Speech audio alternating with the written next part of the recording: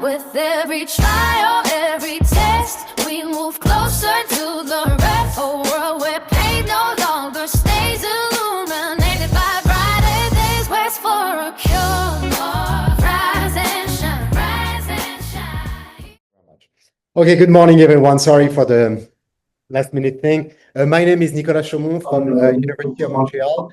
I'm the director of the Canadian HIV CURE Enterprise. And first, I would like to thank the organizer of this community workshop for the invitation. It's really a pleasure to be here. Not my first time attending this community workshop just before CROI.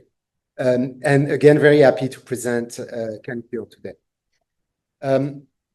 So before I go into the details of canCURE, I'd like to give you a picture of the HIV epidemic in Canada. And actually, the numbers are not good.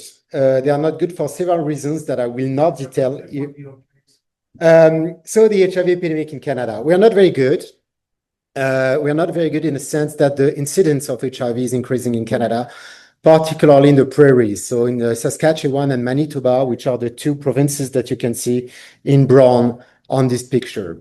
There was a 35% increase in the HIV incidence between 2022 and 2023 for multiple reasons. But the reason I'm showing this slide is because, you know, sometimes people ask me, why are you still working on the development of a cure for HIV?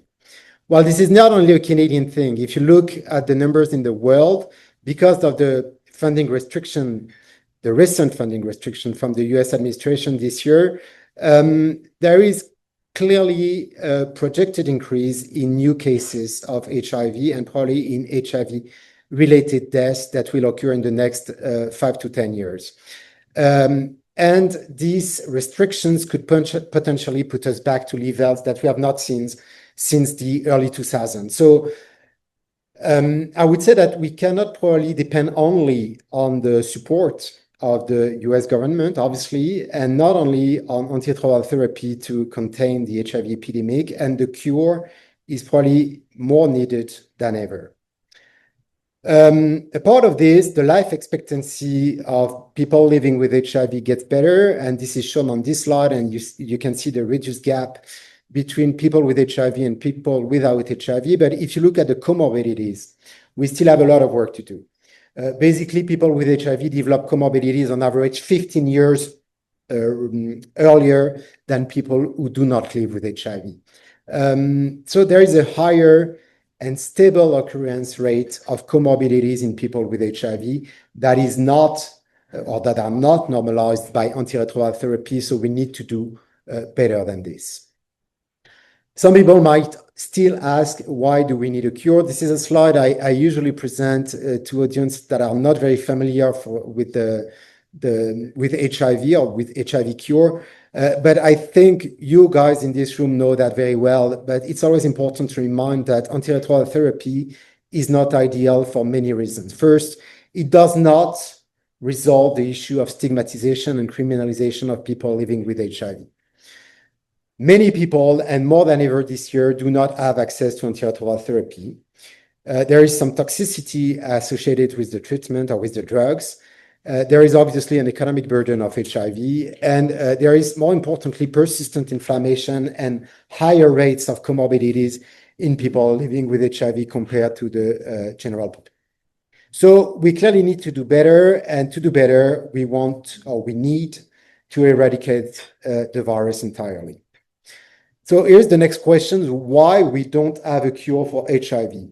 So as you know, when people start antiretroviral therapy, very rapidly the viral load, so the amount of virus circulating in the blood is decreasing, and these levels will actually reach undetectable levels by clinical assays in a few weeks. Unfortunately, when people stop taking antiretroviral therapy, the virus comes back quite rapidly in a matter of weeks. So it's pretty clear to us now that antiretroviral therapy does not eradicate the virus. And what we are trying to do is to understand what's happening during this phase when we don't see the virus in the plasma, but obviously it's still hiding somewhere.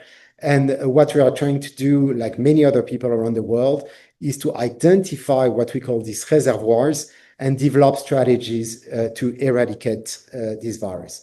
And our goal is to develop a cure, and the way we define a cure, and there are several definitions of a cure, obviously, is that we want people to be able to live without antiretroviral therapy, without virus, without comorbidities, and without any likelihood of transmitting the virus to someone else. So what is canCURE? canCURE is a multidisciplinary team with a common objective. We want to translate basic knowledge on HIV reservoirs and persistence into therapeutic approaches. And our ultimate goal is to develop a safe and scalable cure for HIV infection. And we do that by identifying biological mechanisms that contribute to the persistence of HIV after prolonged therapy. And that can be therapeutically targeted to eliminate the reservoir. Our goal, again, is to control viral resurgence upon ART interruption. The canCURE team includes immunologists, virologists, clinical researchers, and more importantly, community representatives. And Shari Margolis will say a word about our community advisory board, canCURE CAB, which is composed of people living with HIV and other people representing other communities affected by HIV. So this is the third edition of canCURE. It's funded by the CIHR. CIHR is the Canadian NIH, if you would. And canCURE is funded through a competitive program, which is called the HIV and STBBIs. STBBIs is for sexually transmitted blood and bone infection, a term we are using quite widely in Canada. This is the third edition of canCURE again. canCURE 1.0 and 2.0 were led by Eric Cohen from IRCM in Montreal, and I have the honor of directing the third edition of canCURE. The period of performance of canCURE 3.0 is January 2025, so we started a little bit more than a year ago until December 2029. And our budget is $3.75 million over 5 years, which is probably 5 times or 10 times less than the large NIH-funded consortium. So we're doing with less money, I would say, but I think we are doing good still, and I'll let you decide on this. This is the canCURE team. So again, a collection of people from all different places in Canada, from British Columbia on your left I was about to say Mexico, but Mexico has been moved on this slide, obviously, but to Prince Edward, Nova Scotia, thank you, and even Newfoundland and Labrador.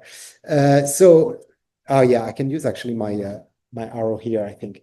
So again, scientists, yes, clinician, basic scientists, but also our community advisory board, which is led by Shai Margolis that you can see here on this picture. And we have collaborators in Mexico listed on this slide. Okay, the canCURE agenda is really focusing on the tissues. And the reason we're doing this is because we know, and several studies, sorry. I can hold this in. Oh, I'm good, thank you. The reason for this is because we know that most of the HIV reservoir cells hide in tissues. So I will not detail all the things that we are doing into canCURE. I'm going to give you some examples of the work we're doing. What I think is important to remember is that we have a first theme, which is really on the identification of these reservoir cells in tissues. Another theme, which is really about the immune response. So how can we manipulate the immune response to better control HIV replication? And our third theme is really about therapeutic interventions. We are doing this in animal models, but also in humans, and canCURE has several clinical pilot studies embedded within its program. And to do all this, we have access, obviously, to tissues from participants, from people living with HIV. I will mention also our end-of-life program. And of course, we also use animal models. Okay, so you probably know these. There are multiple ways we can try to eradicate or control the virus. The first one is to limit the establishment of the reservoir by giving ART antiretroviral therapy. Obviously, many people are late diagnosed, so this is not something that would be very realistic. So we need other strategies to target and reduce this viral reservoir, which is the cause of viral rebound when ART is interrupted. And there are several of these strategies listed here. Also, another part is to boost the natural immune response of people living with HIV to try to naturally control the virus. And canCURE is actually involved in several of these strategies which are indicated here by the maple leaf. So again, I will briefly describe the objectives and themes of canCURE. You can have access to these slides. If you want me to, I can share them with you. We have three themes. So the first one, mainly virology, the identification of the reservoirs. The second theme is more about immunology, boosting the immune response to control the virus. And the third theme is to develop new interventions in animal models and in humans. So again, team one, it's really about identifying the reservoir cells. And with this particular focus on tissues, I will detail in a second what we are doing with this end-of-life study, which is the equivalent of the last gift study from UCSD. In team two, more immunology, but again, with a big focus on tissues. And as you can see, we have many investigators involved in these studies listed on this slide. We are also very much interested in the metabolism of HIV reservoir cells, but most importantly on the metabolism of HIV immune cells and how we can make them better fighters against the virus. And finally, in this third team, we are doing three different things right now. We are trying to target CCR5, pretty much like to replicate what has been done in these cases of people who have been cured after stem cell transplant, but making something more accessible, I would say. We're using oncolytic viruses. For the sake of time, I won't detail the studies. And we also have this fecal microbiota transplantation program, and I'll be happy to answer any question you may have on this.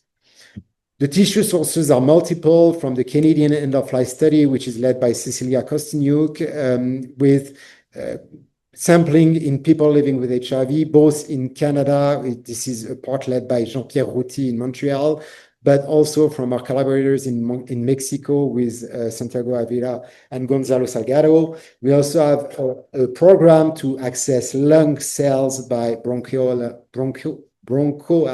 lavage.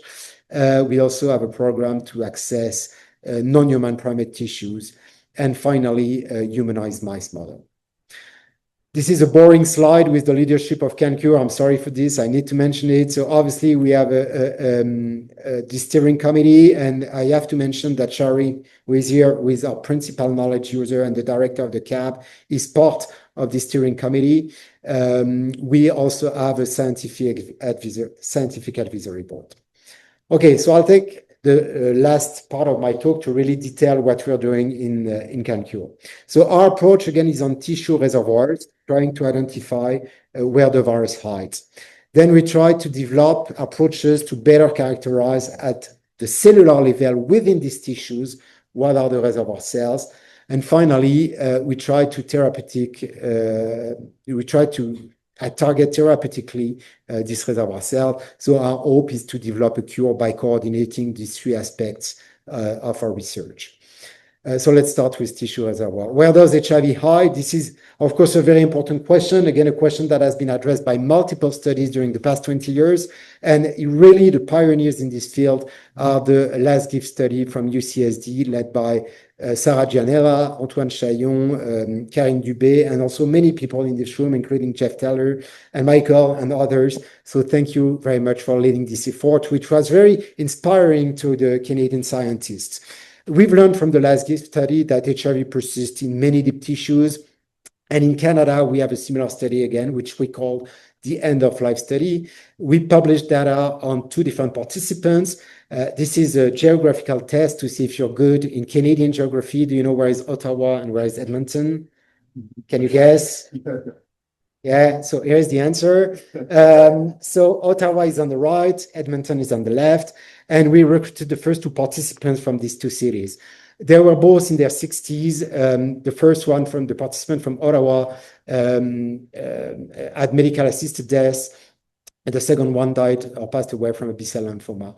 They were both diagnosed during the 80s, and they generously gave their body for research on HIV reservoirs. So through a rapid autopsy program, we were able to collect many deep tissues from these two participants. And this is the collection of tissues we were actually able to collect.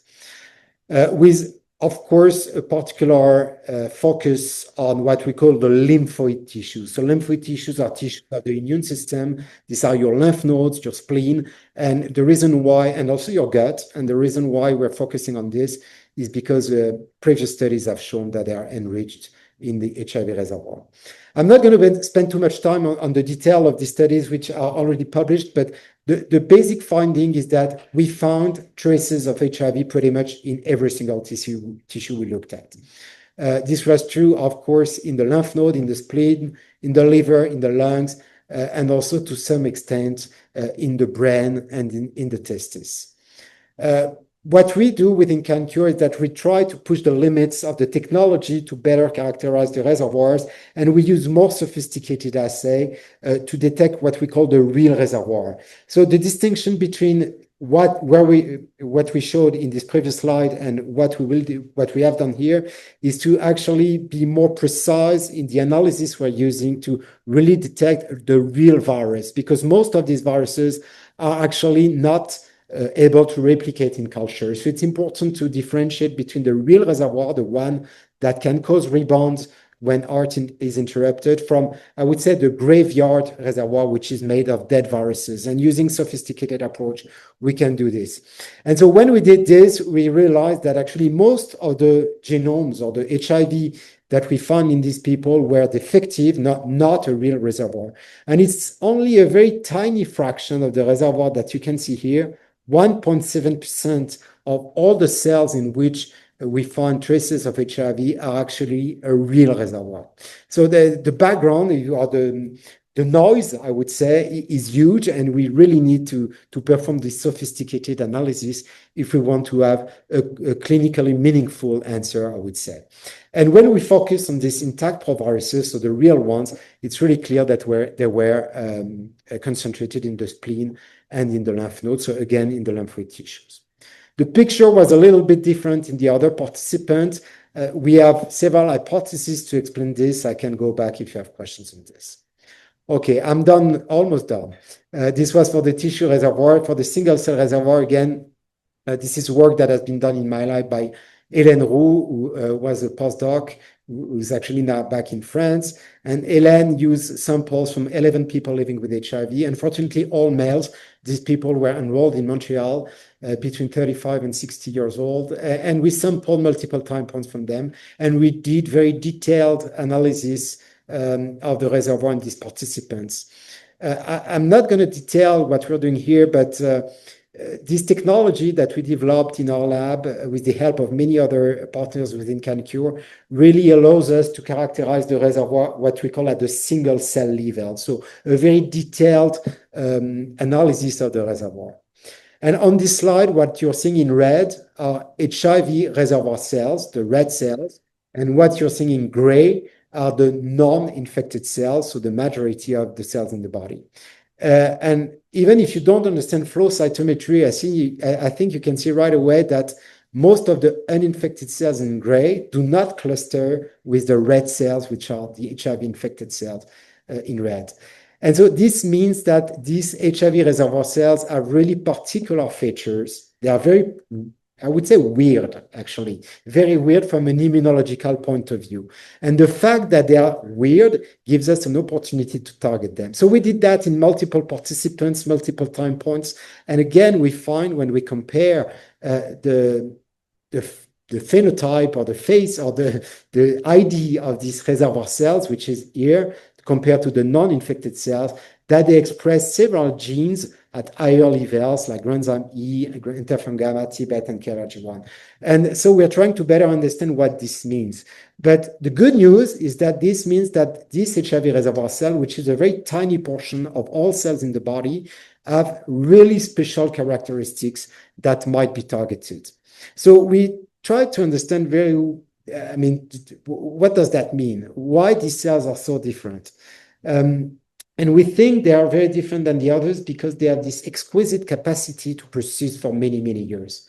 Of course, if you acquired HIV 20 years ago and started antiretroviral therapy right away or a few years later, it means that you basically froze the system. So all the cells that got infected at the when you acquired HIV had this capacity to survive for decades. And this capacity to survive is actually something very peculiar, I would say, that would provide a signature of these HIV reservoir cells. And we believe that some of these cells that persist for many, many years actually are what we call in immunology senescent T cells. And so based on this knowledge, then we're trying to therapeutically target these cells. And this is something that other people have done before us, particularly here in the US with Adam Spivak, but also in Spain with Maite Carreras, Beatriz Mote, and Pepe Alcami. And the good news is that there are drugs approved that can specifically destroy these senescent T cells. And since many of these HIV reservoir cells display this senescent phenotype, we believe that we could actually get rid of some of the reservoir by using these drugs. So this is probably too early to actually do that in people, but we are doing this in the lab from now. And we tested two different drugs, which are called quercetin and fisetin. And as you can see, if you compare without treatment or with treatment, this is the number of reservoir cells in a well in the lab. We were able to reduce significantly the number of reservoir cells. So very preliminary data, but really encouraging. So I think this is a nice demonstration of what we do within canCURE. We start from the tissue, then to the cell, then we try to implement or develop therapeutic strategies based on this. And of course, our next step is to do that in clinical models and hopefully in humans. So this is my summary for everyone. So canCURE is a Canadian consortium for scientists, clinicians, and community representatives working on a common objective. We look at the virus in its natural environment, which are tissues, to better understand the way it persists. As you've seen, it persists in many tissues, but the lymphoid tissues seems to be very enriched in the real reservoir. So I think these are the tissues we should primarily target. We use sophisticated approach to identify the characteristics of these rare reservoir cells. And many of these reservoir cells are old cells, and our in vitro data suggest that they can be depleted using some drugs called senolytics. And even though this is still very preliminary and needs to be validated, we're actually quite excited by these findings. This is part of the canCURE team. I'd like to thank all the members of canCURE who've worked incredibly hard for the past 10 years on the different scientific priorities of canCURE. And finally, I'd like to thank some members of my lab. I'd like to thank the canCURE CAB. The members of canCURE CAB are listed here. The funders, so mainly canCURE and CHR. We still have a very good relationship with the NIH, and I'm part also actually of DARE, which is one of the NIH consortium funded. So you might see me as promiscuous because I'm both with canCURE and DARE. But actually, this is really cross-fertilizing, and I'm really grateful to my American colleagues for still supporting me in what we're doing in Canada. And finally, I've obviously need to thank the study participants to these studies. I mean, obviously, all the work we're doing within canCURE is because we have very committed participants who are giving samples, their time, and without them, nothing would be possible. Thank you very much.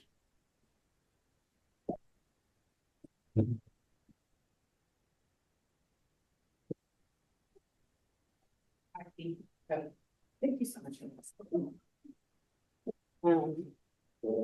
Oh, yes. You still have a mic. So there are some questions in the chat. Another round of applause for Nicholas for not only keeping us on time, but doing an amazing job. Thank you so much. So one of the questions in the chat, and Richard actually addressed it in the chat, but I want to give you an opportunity to answer it. Jill says, let me go back to it. Can you please explain the difference between a real reservoir cell and not a real one? Yeah, thank you for the question. So, yes, that's a very good question, and something that has been discovered actually less than 10 years. It's a really recent discovery coming from Silicano and many others. So basically, HIV is a virus that is really bad at replicating itself. And what it does, it introduces a lot of errors in its genome. The reason it's doing this is because by introducing errors randomly, it can gives it a selective advantage to actually evolve in a good way. But most often, I would say, it creates mutation that so it kills the virus, but the virus is still archived in some of the cells. So many of the virus that you can find in cells from people who have been in art for many years still have these traces of errors, things that would not allow the virus to replicate. So when we measure the reservoir, we should ignore these dead viruses and really focus on the real ones, which represent again less than 5% of all the Sorry viruses. to interrupt, the people online can't hear. We might be Sorry. a laptop. Okay, I'm not going to repeat all this, but so basically the difference between the real and the not real is that the real one has the ability to produce new viral particles, new virions, new viruses, and can reignite infection, while the dead viruses can't. And so it's very important to distinguish the two. And using sophisticated assays, this is something that is feasible. We have a question in the audience. I'm gonna grab that. I'll be right back.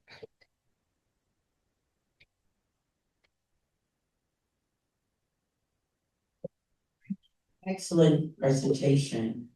Thank you again. My question is, and it's an observation that I have, but I learn things based on my questions that I ask.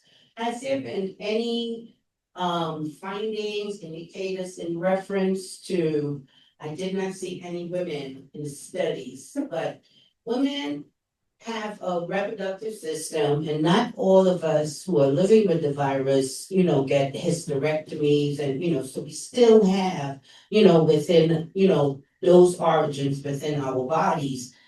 Do you know if there's anything related, and I'm asking this because of what menopause does to many of us as we're aging. Do you know if there has been any identities of reservoirs that comes from a woman's reproductive system, looked into? Yeah. Could briefly restate the question. Sure. So the question is whether, briefly, whether the reservoir in men and women differs and whether the reproductive tract can contribute to HIV reservoirs as well. That's a very good question. So there are not so many work, more and more actually, showing that yes, there are cells in the reproductive tract, both in men and women actually, that can host the virus. So these organs can be HIV reservoir. More importantly, there are fundamental differences between men and women in the way these cells persist. Men and women are not the same biologically, and hormones probably play a role in that sense. Aileen Scully has done a lot of work on this to demonstrate that the size of the reservoir is not the same in men and women. And also the inflammation is probably much higher, is slightly higher in men than in women, which contributes, I would say, differentially to the persistence of the reservoir in men and women. So yes, it's very important to actually distinguish the results findings from these studies between men and women. I'm ashamed to say that in the study I just showed you, 11 men were enrolled, not a single woman. It's not good, and I apologize for this. You guys hear me on this? I'm just gonna use my outside voice. Thank you for that. Are there other questions in the room? Ms. Campbell, can I use your outside voice? Okay, so thank you for following up on your question with regards to the lack of representation of women in studies. What's your plan of amelioration? Yeah. I appreciate the sincere, So we have multiple plans because this is something that we're trying to address very seriously. So of course, the easy answer, when you write a grant and when you say what's going to be your population, and we always say, well, the enrollment in your studies reflect the populations of people living with HIV in Montreal, but that's not enough. Because even though it's true that I don't have actually the real numbers, but in Montreal only more than 70% of the people living with HIV are men. Still, that does not explain why we don't have women in our studies. So the clinicians we're working with, particularly Jean-Pierre Routy in Montreal, has now developed several approaches to enforce, that's probably not the right word, but favor the recruitment of women. So that means actually saying no to some of the men who would like to enroll in some studies to maintain the equilibrium. So that's one way of doing this, which is not ideal. There are other sites in Canada that are much better than we are, and particularly in British Columbia in the recruitment of women. So we should probably get inspired by what they are doing to do this. But we still have a lot of progress to make. Jeff, any other questions in the chat? Yeah, there's one question. What's the reason behind rather the Y gap and the real reservoir percentages among different cases? Sorry, say that again. What's the reason behind the wide gap in the real reservoir percentages among the different patients? Yeah, that's a good question. So some people. Frustrating. Sorry, yeah. So the real reservoir, the size of the real reservoir can differ between people. So the reason for this, we're not exactly sure, and particularly in the two cases I showed you. So we have two participants. In the participant from Ottawa, the real reservoir was only 2%. In the participant from Edmonton, it was 25%. We believe that comorbidities probably play a role in this. I did not detail all the comorbidities that the participant from Edmonton was living with, but inflammation can maybe induce residual replication, which could explain why the real reservoir was much higher in this participant. So that's one possible explanation. I'm sure there are so many others. And then I had a question, if you don't mind. Yeah. So you mentioned that you're big collaborating with some US sites, and of course, with the past year, you're not allowed to send any monies to outside investigators. How has that affected your research? Right. Thank you for the question. So basically, honestly, what happened to me on May 1st, 2025, I lost abruptly 50% of the budget of my lab. Because 50% of my activities were funded by NIH grants. So don't get me wrong. First, I am very grateful to the NIH and the American people for funding my lab for many, many years. And I will always be grateful for this. The problem of the abrupt funding that we experienced last year is that this money was paying the salary of people who have been working with me for 10, 20 years. The salary or the fellowship of students who were in the middle of their PhD, basically. So that was a dramatic situation to deal with. These funds have not been reinstated to the foreign country or to other countries. So, but I'm grateful to my university who actually helped me a lot and said, well, you've been funded by the NIH for so many years. Congratulations. Now it's a difficult time for you. So we will support you by giving you money to support the salary and the fellowship of the students. And thanks to them, I did not have to fire anyone in my team. So that was really a relief. Now, I don't know what the future is going to be made of, who knows.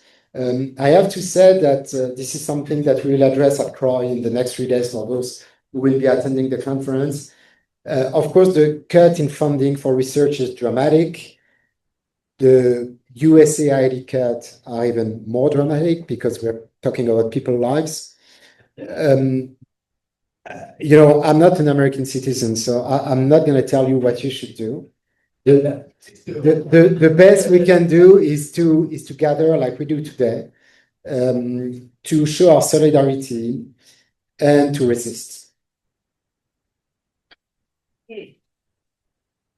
We have one more question. We have time for one more question, and I'm going to take it out of the chat. Okay. Patricia asks, how receptive are people to cure approaches, and what work is being done with community participatory research to address concerns and challenges of First Nation communities?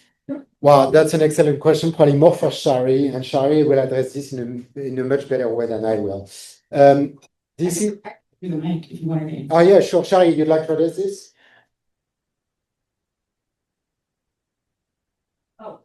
You have to so they can hear in the chat.